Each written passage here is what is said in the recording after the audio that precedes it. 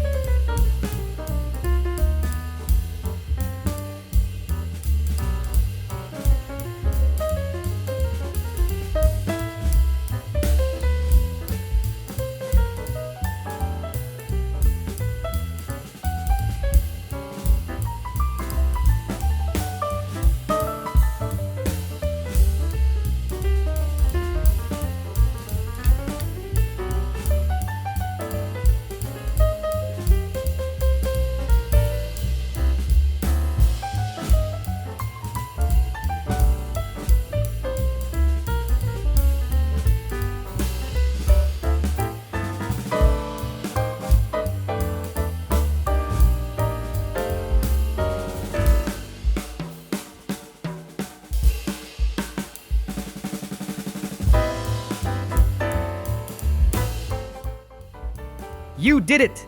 You've just drawn a super cute Simon's cat. Isn't he adorable? Remember, practice makes perfect, so keep drawing and have fun. Don't forget to like, subscribe, and hit that notification bell for more fun drawing tutorials. See you next time!